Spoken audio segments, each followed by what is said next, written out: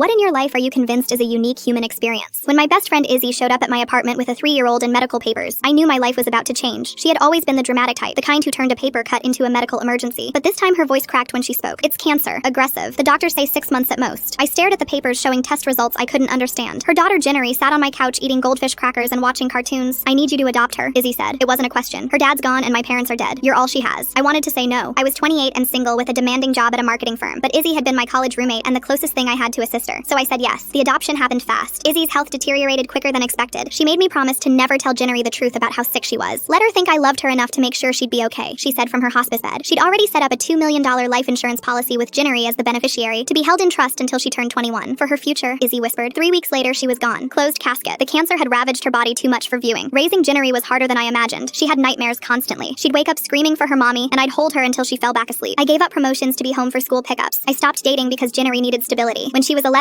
she asked why her real mom left her. I told her Izzy loved her so much she made sure she'd always be taken care of. Ginnery didn't buy it. If she loved me, she would have stayed, she said. The teenage years were brutal. Ginnery attempted suicide when she was 15 after a particularly bad identity crisis. I spent my entire savings on therapy and treatment. I sold my car to pay for a specialized program. My boss threatened to fire me for missing so much work, but I didn't care. Ginnery needed me. Slowly, painfully, we worked through her trauma together. When she was 17, she called me mom for the first time. Not by accident, on purpose. Thanks, mom, she said after I picked her up from school. I cried the whole drive home. By the time Ginnery turned 20, we'd built a real life together. She was pre-med at Columbia with a full scholarship. She'd been secretly saving money from her part-time job to buy me a car since she knew I'd sold mine for her treatment. You gave up everything for me, she said. I want to give something back. She had plans for the insurance money too. She wanted to start a foundation for kids who lost parents to cancer. Maybe something good can come from the bad, she said. That's when weird things started happening. Fresh flowers appeared on Izzy's grave that I didn't leave. Ginnery got an anonymous birthday card that said, "Almost time, sweetheart." I saw a woman at Ginnery's graduation who looked exactly like Izzy, but she disappeared before I could get close. A private investigator started calling, asking about Izzy's death and the insurance policy. He said he was hired to locate beneficiaries. My gut told me something was wrong. The week before Ginnery's 21st birthday, I was making her favorite lasagna when the doorbell rang. I opened it and nearly fainted. Izzy stood there, very much alive, with a man in an expensive suit. "Hi, bestie," she said with that same dramatic flair. "I'm here for what's mine." My brain couldn't process what I was seeing. Izzy explained it all like she was telling me about her day. She'd paid off a hospice worker to fake the death certificate. She'd been living in Costa Rica under a fake name. She'd been watching us through Ginnery's Instagram for years, waiting for this moment. The man was her lawyer. He handed me papers claiming the adoption was done under false pretenses. "You can't do this," I said. My hands shook. Ginnery walked into the room and froze. She looked at Izzy like she was looking at a stranger. "Who's this?" she asked me. Izzy's face fell. "I'm your mother, sweetheart. I gave birth to you." Ginnery shook her head.